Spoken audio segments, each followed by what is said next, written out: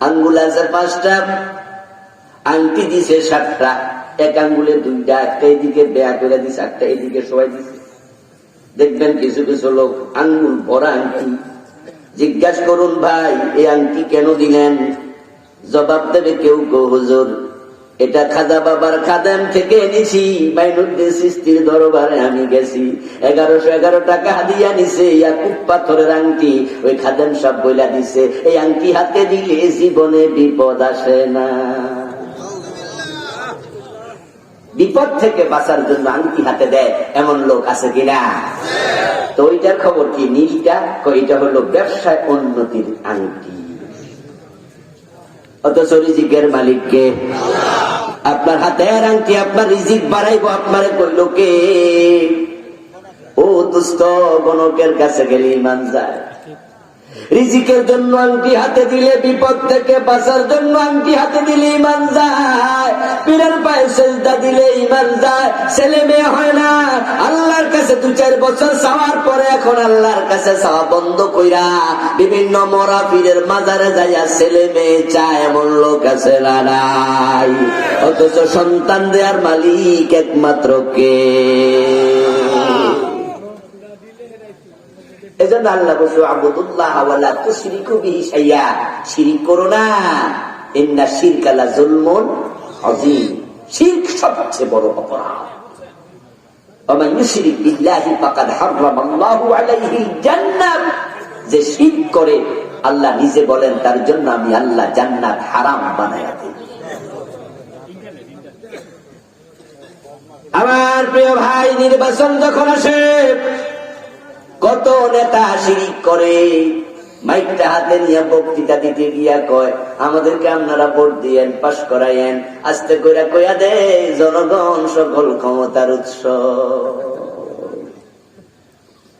আরে মুসলমান, এটা সংবিধানের নাকি অংশ?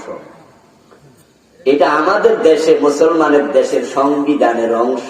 এই চিন্তা, জনগণ সকল ক্ষমতার উৎস, অথচ সকল ক্ষমতার উৎস হলেন কে? জোরে বলেন, ক্ষমতার শুধু মালিক কে? আন্নাল কুওয়াতা লিল্লাহি জামিআ, কোরআনের আয়াত। কুলিল্লাহুম্মা মালিকাল মুলকি তুতিল মুলকা মান তাশা ওয়া তানজিউল মুলকা মিম্মান তাশা। ও নবী, আপনি বলে দিন, ও রাজা দিরাজ আল্লাহ, তুমি ক্ষমতার একমাত্র মালিক, তুমি যাকে চাও ক্ষমতা দাও, যাকে চাও ক্ষমতা কাইরা নিয়া জেলখানার কয়েদি বানায়া ছেড়ে দাও, যাকে চাও ইজ্জত দাও, আবার ক্ষমতা দেওয়ার পর ফেরাউনের মতো, ক্ষমতা দেওয়ার পর ফেরাউনের মতো পানিতে ডুবাও, আবার বেজ্জতি করতে চাইলে ওই ক্ষমতাওয়ালাকে নমরুদের মতো জুতার বাড়ি খাওয়াইয়া দাও।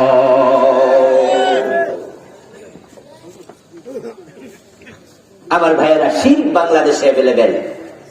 বিশেষ করে যে এলাকায় মাজার আছে ওই এলাকায় শিরকের বাজার মিলে যায়। হক্কানি পীর হোক আর গাইরে হক্কানি হোক, মাজার আছে যেখানে কম বেশি শিরক আছে সেখানে। শাহজালাল রহমতুল্লাহি আলাইহি হক্কানি পীর, শাহপুরান রহমতুল্লাহি আলাইহি হক্কানি পীর, মাইনুদ্দিন চিশতি রহমতুল্লাহি আলাইহি হক্কানি পীর, কিন্তু উনাদের মাজারেও শিরক আছে। মাইনুদ্দিন চিশতির মাজারে তো ডাইরেক্ট সার, কেউ ফিরে না খালি হাতে খাজা বাবার। খাজা মাইনুদ্দিন চিশতি রাহমাতুল্লাহি আলাইহি শিরকের বিরুদ্ধে জিহাদ করার জন্য আরব থেকে ভারতে আসছে। হযরত শাহজালাল রহমতুল্লাহি আলাইহি গুরু গোবিন্দের বিরুদ্ধে যে তলোয়ার হাতে নিয়ে যুদ্ধ করেছে, ওই তলোয়ারটা সিলেটে এখনো আছে। আমি নিজে ধরে দেখেছি, 2.5 থেকে 3 কেজি ওজন হবে ওই তলোয়ার, একজনের বাড়িতে আছে। গুরু গোবিন্দের সাথে যুদ্ধ করেছে শাহজালাল। আমার এই চোখ সাক্ষী। শাহপুরান রহমতুল্লাহি আলাইহির কবর জিয়ারত করার জন্য গেলাম, মাজার জিয়ারত করার জন্য গেলাম।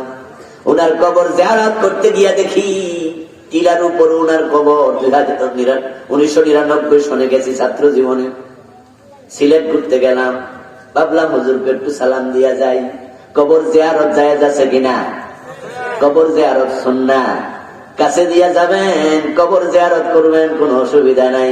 ফাইন্নাহা তুযাক্কিরুকুমুল মাউত, কবরের কাছে যেও, কবর জিয়ারত করিও, কারণ কবরের কাছে গেলে তোমার নিজের মৃত্যুর কথা স্মরণ হবে। গিয়ে দেখি মাজার, ওনার কবরটা টিলার উপরে, চারপাশে ওয়াল, ভিতরে একটা মোটা গাছ। উঠে দেখি আল্লাহর এক বান্দা টাই পরা, শুট পরা, ওনার কবরে সিজদা দিয়া পইরা আছে। অথচ হক্কানি ফিস শাহজালাল রহমতুল্লাহ আলাইহির মাজারে কত মানতের টাকা দেয়, কত মোমবাতি দেয়। কবরে মানত করা শিরিক, কবরের কাছে চাওয়া শিরিক, কবরের নামে কসম করা শিরিক, কবরে সিজদা দেওয়া শিরিক। এজন্য ইসলামে কারো কবর উঁচু করাই জায়েজ নাই। মক্কা বিজয়ের পর রাসূলুল্লাহ সাল্লাল্লাহু আলাইহি ওয়াসাল্লাম হযরত আলীকে ডেকে বলছেন, আলী, আমি তোমাকে দায়িত্ব দিলাম, যত উঁচু কবর আছে সবগুলো মাটির সাথে সমান করে দাও। মদিনায় একটা কবরস্থান আছে যেটার নাম বাকিয়াল গারকাদ। বাংলাদেশের লোকেরা জান্নাতুল বাকি বলে। ওই বাকি নামক কবরস্থানে 10,000-এর মতো সাহাবীর কবর। যারা হজ উমরায় গেছেন, বলুন তো বাকি গোরস্থানে মাজার আছে কয়টা? উঁচু কোন কবর আসেনি। এখানে হযরত আয়েশার কবর, এখানে উম্মাহাতুল মুমিনিন অনেকের কবর, এখানে হযরত উসমানের কবর, এখানে হযরত ফাতেমার কবর। একটা কবরও ছিন্ন নাই, সব কবর সমান। আর আমাদের দেশের ল্যাংটা মারা গেল বাজার হইয়া যায়, ঠিক কিনা? ল্যাংটা বাবার কবরস্থান এলাম দরগা মাজার। পুঁতে ধরছে, মগজ শয়তান গিলে খেয়েছে। শিরক নিয়ে আমি বই লিখেছি, আলহামদুলিল্লাহ। আমি সমাজে প্রচলিত 29টা শিরক লিখেছি ছোট্ট বইটি। যেহেতু আজকে 12টা বিষয়ের কথা বলবো, এটা দ্বিতীয়টা চলছে, বাকিগুলো শর্ট করে সংক্ষেপে বলবো, শুনলেন তো? আচ্ছা, 29টা লিখছি, সব তো আর বলা যাবে না এক রাতে। প্রতিটা ঘরে বই থাকা উচিত, আমারটাই থাকতে হবে জরুরি না। শিরকের উপরে লিখা আর অনেক আলেমের লিখা আছে। শিরকের উপরে বই কিনবেন, মা বোনদেরকে দিবেন, কারণ মহিলাদের মাঝে শিরিক করার প্রবণতা একটু বেশি। মুরগির ঠ্যাং ভাঙা যায় আর মানত করে বসে, ঠ্যাং যদি বালা হয়, পাগলার দরবারে 3টা মোমবাতি। আমার প্রিয় ভাইয়েরা, শিরিক করা যাবে না। হিন্দুদের দুর্গা পূজা যখন আসে, তখন বাংলাদেশে আর একটা শিরকের বন্যা বয়ে যায়। দেখা যায় টেলিভিশন চ্যানেল গুলো, পত্রিকার কলাম গুলোতে, হেড কলাম, পত্রিকার হেডলাইন গুলোতে কতবার স্কলে আসে, কতবার দেখতে পাই, স্ক্রিনে আসে, টেলিভিশনে আসে আর যায়। হিন্দুদের দুর্গা পূজার সময় একটা স্লোগান, যেটা এখন প্রাইমারি লেভেলের বইতে ঢুকে গেছে। ওই স্লোগান বিশ্বাস করলে ইমান শেষ, শিরিক শিরিক শিরিক। ওই স্লোগান হলো, ধর্ম যার যার, উৎসব সবার।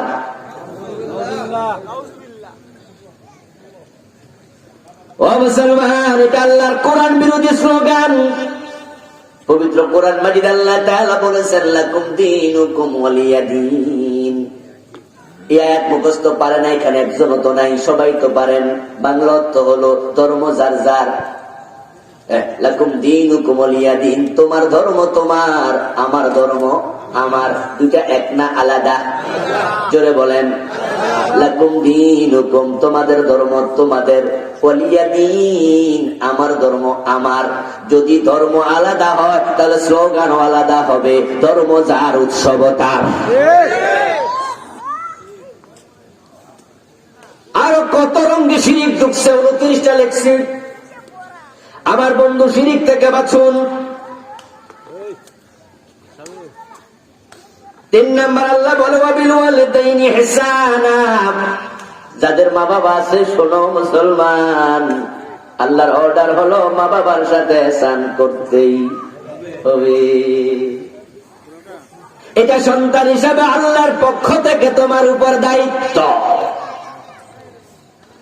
রাসূলুল্লাহ বলেছেন, রিদার রাব্বি রিদাল ওয়ালিদাইন ওয়া সাখাতুর রাব্বি ফি সাখাতিল ওয়ালিদাইন।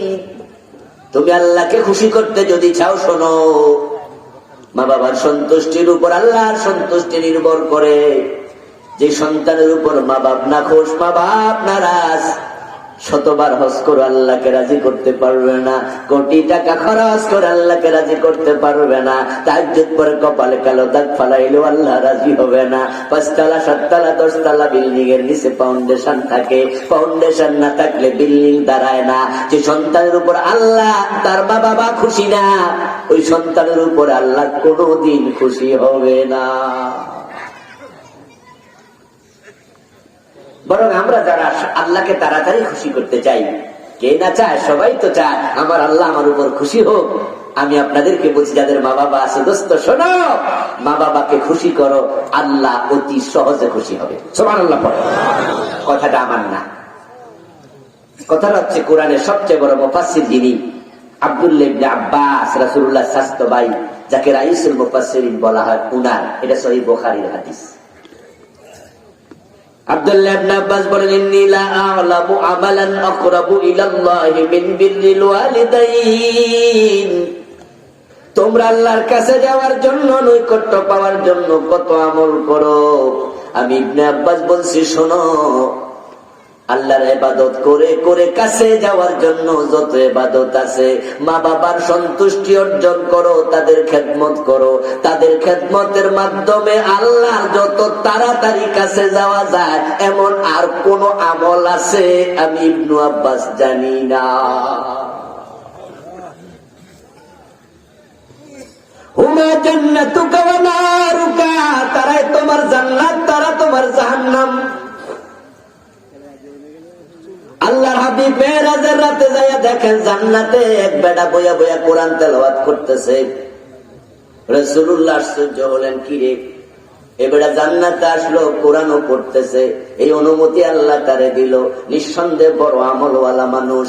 রাসূল দাঁড়ালেন, জিজ্ঞাসা করলেন, জিবরিল মান হুয়া, লোকটা কে? জিবরিল আমিন বলে, ইয়া রাসূলুল্লাহ, আপনি কি চিনেন নাই? হুয়া হারিসা ইবনে নুমান, এটা আপনার সাহাবী হযরত হারিসা।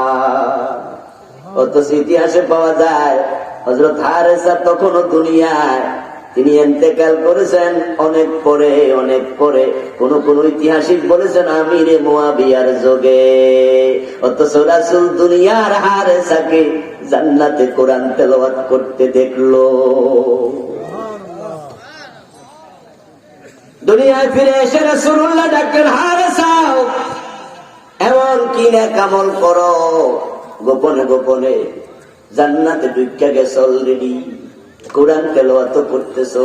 قال النبي صلى الله عليه وسلم دخلت الجنة وسمعت فيها القرآن, আমি জান্নাতে ঢুকে তোমার তেলাওয়াত শুনেছি। হারিসা বিন নুমান জবাব দেন, ইয়া রাসূলুল্লাহ, তেমন কোন আমল তো নাই, স্পেশাল কোন আমল নাই, আপনি যেগুলা বলেন সেগুলাই তো আমল করি ইয়া রাসূলুল্লাহ। তবে একটা আমল আমার অতিরিক্ত আছে, যেটা সবার নাই, সেটা হলো আমার একজন বুড়া মা আছে। আমার মা নিজ হাতে খাইতে পারে না, এত বুড়া। আমি আমার মারে আমার হাতে খাওয়াই, মারে না খাওয়াই আমি হারিসা খাই না। প্রিয় নবীর সাথে হারিসা বিন নুমানের গল্প হচ্ছে, কথা হচ্ছে। এর মাঝে কয়েকজন সাহাবী রাসূলুল্লাহর কাছে এসে তারাও বলল, হুজুর আমরাও সাক্ষী দিচ্ছি, কানা আবাররান নাস বি উম্মিহি, মানুষের মাঝে যত লোক আমরা দেখেছি মায়ের সাথে ভালো ব্যবহার করে, হারিসা বিন নুমান তাদের মাঝে সবার সেরা। ইয়াগসিলুহা বিয়াদিহি ওয়া ইউতঈমুহা বিয়াদিহি ওয়া ইয়াফলি রাসাহা বিয়াদিহি। ও রাসূল, আমরা সাক্ষী দিচ্ছি, আমরাও জানি হারিসা মাকে শুধু খাওয়াইয়া দেয় না, মা বুড়া তাই গোসলটাও হারিসা করাইয়া দেয়, মায়ের মাথার চুলগুলো আশ্রয়া দেয়, মায়ের গায়ে তেল মেখে দেয়, মার প্রতি এত ভালো আচরণ সে করে যেটা সচরাচর মানুষ করে না। প্রিয় নবীজি একটুকু শুনে 3 বার বললেন, কাযালিকামুল বিররু কাযালিকুমুল বিররু কাযালিকুমুল বির। বুঝে ফেলেছি হারিসা, এটাই বিররুল ওয়ালিদাইন, মায়ের দোয়ার কারণে দুনিয়া থাকতে জান্নাত পেয়ে গেছো।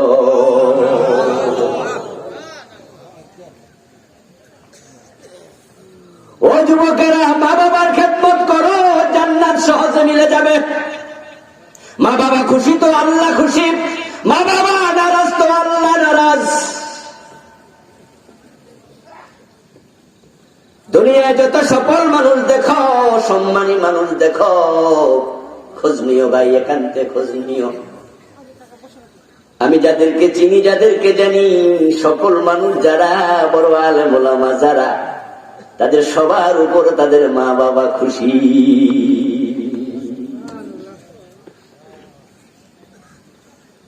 আর যাদের উপর মা বাবা নারাজ, তোমার কপাল পোড়া, তোমার কপাল পোড়া, তোমার কপাল পোড়া। সকালবেলায় মানুষ যখন ঘুম থেকে ওঠে, أصبح له بابان مفتوحان من الجنة أو أصبح له بابان مفتوحان من النار। কারো জন্য জান্নাতের দুটি দরজা আল্লাহ খুলে দেয়, কারো জন্য সকালে জাহান্নামের দুটি দরজা আল্লাহ খুলে দেয়। রাসূলুল্লাহ বলেন, তা নির্ভর করে গত রাতে মা বাবার সন্তুষ্টির উপরে। গত রাতে যে সন্তানের উপরে তার মা বাবা খুশি ছিল, আল্লাহ সকাল বেলায় ওই সন্তানের জন্য জান্নাতের দুইটা দরজা খুলে দিল। আর গত রাতে যে সন্তানের উপরে মা বাবা নারাজ ছিল, সকাল বেলা জাহান্নামের দুইটা দরজা তার জন্য আল্লাহ খুলে দিল। বউয়ের কথা শুই না মায়ের সাথে ঝগড়া করছে গত রাতে, বউয়ের কথা শুই না বাবার সাথে ঝগড়া করছে, এমন কিছু হতভাগা যুবক আছে না নাই? তোমার জন্য জাহান্নামের দরজা খুলে যাবে। সাবধান, সাবধান, সাবধান। 4 নম্বর, বিজিল কুরবা ওয়াল ইয়াতামা ওয়াল মাসাকিন। আত্মীয়দের হক আদায় করো। আত্মীয়দের হক আছে কিনা? বোনের হক আছে না নাই? ভাইয়ের হক আছে না নাই? ফুপুর হক আছে না নাই? খালার হক আছে না নাই? তুমি নিজে খাবে, নিজে ভালো থাকবে, তোমার বোন, তোমার ভাই, তোমার ফুপু, তোমার খালা তারা কষ্টে থাকবে, এটা হবে না। তাদের পাওনা গুলো দিয়ে দাও, এবং তোমার সম্পদের মাঝে তাদের হকও আছে। যারা পঞ্জন, যারা গরিব, তারা তোমারই লোক, এই জন্য তাদের পাওনা কখনো আটকায় রাখবা না। মান আখাযা শিবরাম মিনাল আরদি যুলমা ফাইন্নাহু ইউতাওয়াকুহু ইয়াওমাল কিয়ামাতি মিন 7 আরদিন। বোনের যে জমিটা তুমি দখল করে রেখেছো, তুমি বড় ভাই তাই ছোট ভাইরে ঠকাইয়া ভালো জায়গা তুমি নিছো, খারাপটা ছোট ভাইরে দিছে, এমন কিছু বড় ভাই আছে না নাই? বড় ভাই এলাকার মেম্বার, এলাকার চেয়ারম্যান, এলাকার একটু নেতা টাইপের, ছোট ভাই তেমন না। এই জন্য দেখবেন যে বাজারের দোকানটা উনি সামনের টানে হেরে পিছের টানে।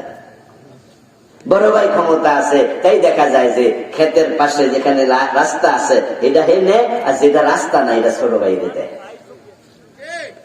চান্স পাইলে জবরদখল করে, জাল দলিল করে, ক্ষমতা খাটাইয়া অন্যের জমি দখল কইরা বিল্ডিং তুলে ফেলে, এমন লোক আছে না নাই? সাবধান হও, তোমার সম্পদ এই জমিনকে আল্লাহ 7 গুণ বড় করে হাসরের দিন তোমার গলায় ঝুলাইয়া দেবে। এই জন্য যারা মানুষের জমি দখল করে, আপনজনকে ঠকায়, ওয়ারিসের সম্পদ কেটে নেয়, আমি তাদেরকে পরামর্শ দিই যে ভাই একটু বেশি করে দুধ রোজ করে খাইয়েন, শরীরে গায়ে গতরে বল করে মরিয়েন, কারণ এত বড় জমি টানবেন কেমনে, এই জন্য বল করে মরেন। কারণ 7 গুণ বড় হবে তো, সাইডে 7 গুণ না, তলার দিকে 7 গুণ। এত বড় বিশাল পাহাড় গলায় আল্লাহ ঝুলাইয়া বলবে সামনে চল, টাইনা টাইনা যাওয়া লাগবে, তো গা গতর মোড়া না হইলে টানবেন কেমনে? অন্যের জমি দখল করলা, থাকলো কারা, মায়ের খাইলো কে? তুমি কি মরার সময় এই মাটিগুলা, বিশাল জমিন কবর নিতে পারবা? 3.5 হাতের বেশি নাই। এমন জায়গায় মৃত্যু হতে পারে তোমার লাশটাও দাপন করা হবে না, এমন জায়গায় মৃত্যু হতে পারে 3টা সাদা কাপড়ের কাপড় কপালে জুটবে। আত্মীয়দের হক দেন, ইয়েতিমের হক দেবেন। ইয়েতিমের সম্পদ খাওয়া মানে হচ্ছে সরাসরি জাহান্নামের আগুন খাওয়া। যাদের ইয়েতিম সন্তান আছে আপনার অধীনে সাবধান, খুব বেশি। ইন্নামা ইয়াকুলুনা ফি বুতুনিহিম নার, তারা শুধুমাত্র পেটে জাহান্নামের আগুন ঢুকায়। والجار ذي القربى والجار ذي الجنوب والصاحب بالجنب وابن السبيل প্রতিবেশীকে কষ্ট দিও না, নিকটতম প্রতিবেশী, দূরতম প্রতিবেশী, আত্মীয় প্রতিবেশী, প্রতিবেশী যারা তারা যদি আপনাকে ভালো বলে আল্লাহর কাছে আপনি ভালো, প্রতিবেশী যদি খারাপ বলে আল্লাহর কাছে আপনি খারাপ।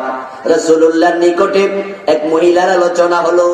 এই মহিলা বড় নামাজি, তাহাজ্জুদ করে, এই মহিলা বড় দানশীল, ফরজ সাদাকা তো করে, যাকাত পর্যন্ত, যাকাতের সাথে নফল সাদাকা দেয়। এই মহিলা নফল রোজা রাখে, ফরজ রোজা তো রাখেই। ও আলোচনার পরে একজন বলতেছে গায়রাহা আন্নাহা তুজি বিলিসানিহা জিরানাহা, তবে একটা ব্যতিক্রম কাজ আছে। ওই মহিলা প্রতিবেশীকে গালিগালাজ করে, গীবত শেকায়াত করে, জিহ্বা দিয়ে কষ্ট দেয়। তার একটা দোষ, আর না হয় তার গুণের অভাব নাই, নামাজ পড়ে, রোজা রাখে, হজ করে, যাকাত দেয়, নফল সদকা, নফল রোজা, নফল নামাজ সব। রাসূল শুনে বললেন ইন্নাহা ফিন্নার, হিয়া ফিন্নার, ওই মহিলাটা জাহান্নামে যাবে। যে প্রতিবেশীরে কষ্ট দেয় আল্লাহ তাকে জান্নাত দেয় না। হাজী সাহেব কি খবর? প্রতিবেশীতে গালিগালাজ করে, মাথার টুপি দিয়া গাইলে এমন লোক আছে নি? মাথার মাঝে টুপি আছে, মসজিদ থেকে আইসে, টুপিটাও খোলে নাই, এর মাঝে গাইলে শেষ। একটু পয়সাওয়ালা মানুষ তো, পাশের বাড়ির গরিবের মুরগি বাড়ির ঢুকছে, বাইরে ঠেঙ্গা গেলায়। ধনীর ছেলে পাশের বাড়ির গরিবের ছাগল জবাই করে খাইলা, এমন ঘটনা। জুলুম জুলুম জুলুম করছে। والله لا يأمن والله لا يؤمن والله لا يؤمن من لا يأمن جاره بوائقه। প্রিয় নবী আল্লাহর কসম করে বলতেছে, সে মুমিন নয়, সে মুমিন নয় যার অনিষ্ট থেকে তার প্রতিবেশী নিরাপদ নয়।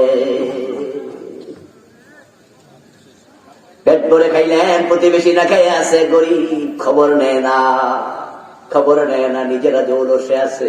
আমার রাসূল বলেন লা ইউমিনু মান ইয়াশবাউ ওয়া জারুহু জাইউন ইলা জামবিহি, যে পেট পুরে খেলো তার প্রতিবেশী না খায় আছে, খবর নিল না।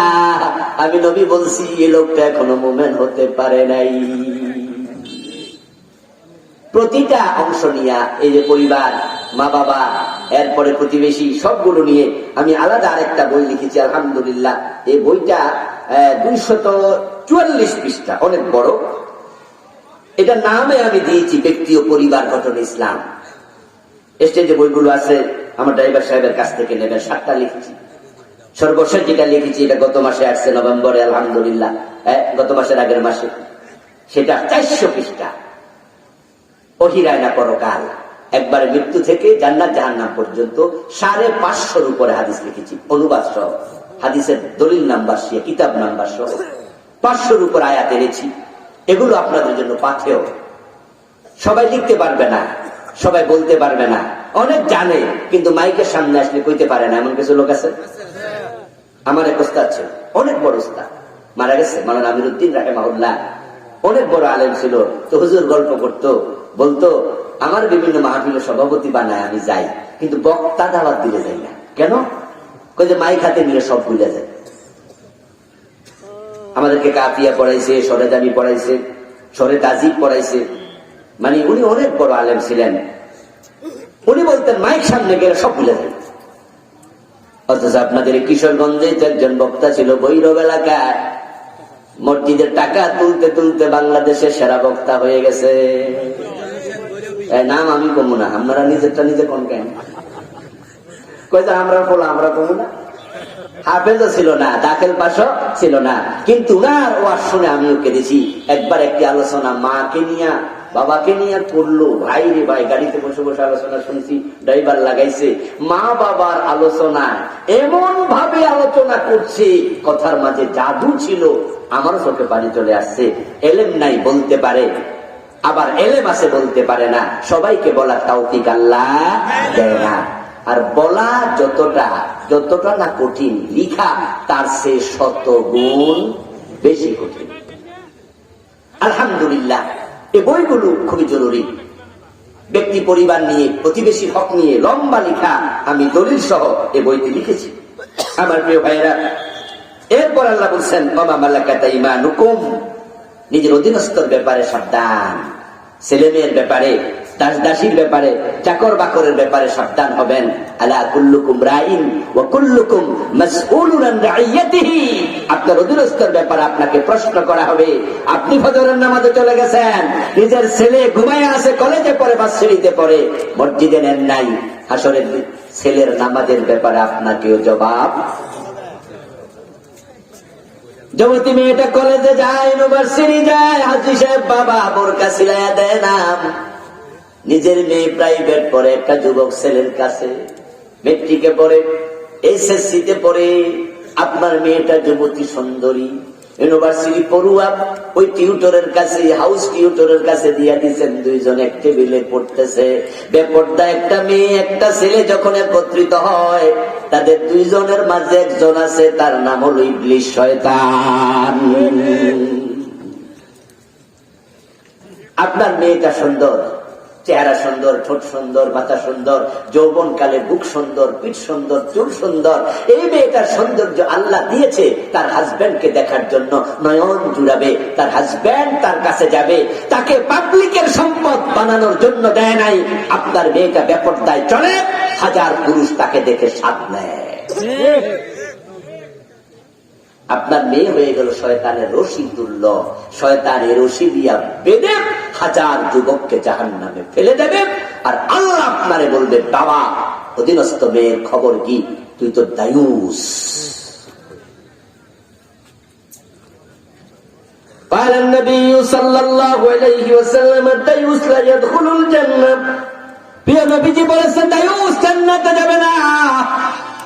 দায়ুসকে الذي لا يبالي من يدخل إلى في أهله من يدخل في أهله, দায়ুস তো সেই পুরুষ যে পুরুষ তার পরিবারে কে আইলো কে গেল খবর রাখে না। আপনার যুবতী মেয়ে খালাতো ভাইয়ের সাথে, স্বাস্থ্য ভাইয়ের সাথে, জাস্ট ফ্রেন্ডের সাথে, বেস্ট ফ্রেন্ডের সাথে, বয়ফ্রেন্ডের সাথে আড্ডা দেয়। এখন ফ্রেন্ডের কত রকম নাকি আছে, কোনটা জাস্ট ফ্রেন্ড, কোনটা বেস্ট ফ্রেন্ড, কোনটা বয়ফ্রেন্ড, পরেরটা হয় হাজব্যান্ড নাকি ক্লোজ ফ্রেন্ড। ও ক্লোজ ফ্রেন্ড আছে। আর আপনি বাবা, আপনি মেয়েকে পর্দার ব্যাপারে শাসন করে না, এমন কিছু হতভাগ্য বাবা আছে কিনা? নিজে নিজের মেয়েকে দেখে কেমনে হাঁটতেছে, চুল ছেড়ে দিয়ে কিছু হয় না। অধীনস্থর ব্যাপারে সাবধান। হাসরের ময়দানে কত বাবা শুধু সন্তানের মামলায় জাহান্নামী হবে, তার হিসাব নাই। আমার প্রিয় ভাইরা, আমরা আলোচনার শেষ দিকে চলে আসলাম। এই মাহফিলটা ভবিষ্যৎ হোক, আপনারা চান? সবাই চান? কে কে চান একটু আল্লাহকে দেখান তো। নারে তাকবীর, নারে তাকবীর। ডান হাতটা 30 সেকেন্ড তুলে রাখবেন, নামাবেন না, একটু কষ্ট করুন। যদি চান, মাহফিল কমিটি একটু সহযোগিতা চেয়েছে। 10-এর লাঠি, 1-এর বোঝা, পকেটে আমিও হাত দেবো, আপনারাও দেবেন। 10, 20, 50, 100, 1000, আল্লাহ যাকে যতটুকু তৌফিক দিয়েছে গোপনে দেন। গোপনে দান করলে আর সে আজিমের নিচে জায়গা পাওয়া যায়। গোপন সাদাকা আল্লাহ ক্রোধকে প্রশমিত করে, গোপন সাদাকা অসুস্থতাকে দূর করে দেয়। পকেটে হাত দেন প্লিজ। আমরা দোয়ার দিকে যাচ্ছি। এই মাহফিলওয়ালারা কই? কিছু ভাইকে ভিতরে ঢুকিয়ে দেন। কই কিছু ব্যাগ নিয়ে, ওরা রেডি আছে কিনা আমি জানি না, বলছিল আমাকে ব্যাগ নিয়ে রেডি আছে। জোরের ভাই কোথায়?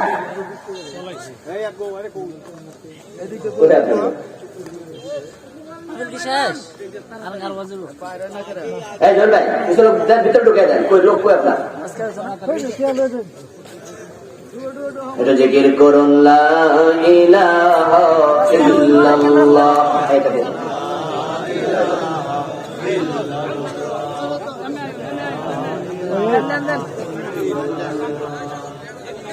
لا إله إلا الله لا إله إلا الله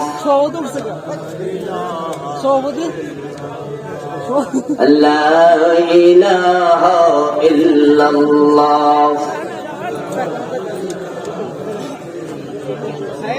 উঠবেন না প্লিজ, আমরা এখনই দোয়ার দিকে যাচ্ছি। উঠলে পরিবেশটা নষ্ট হয়ে যাবে। আপনাকে দেখে আরেকজন উঠে যাবে, তিনি চাইছিলেন 10 টাকা দিতে, মাহফিল কমিটিতে ঠকে যাবে আপনার কারণে। বেশি বেশি করে দান করুন। লা ইলাহা ইল্লাল্লাহ,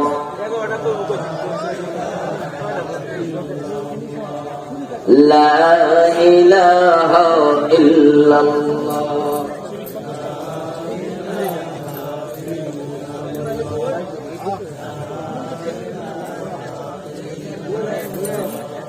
লা ইলাহা ইল্লাল্লাহ,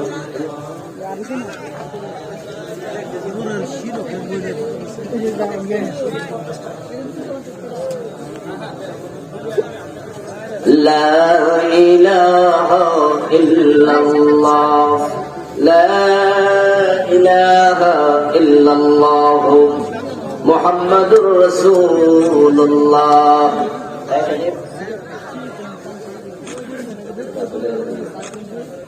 اللهم آمين.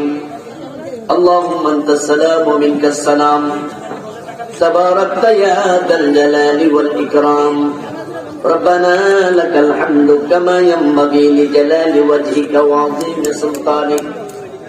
ربنا ظلمنا أنفسنا وإن لم تغفر لنا وترحمنا لنكونن من الخاسرين. ربنا آتنا في الدنيا حسنة وفي الآخرة حسنة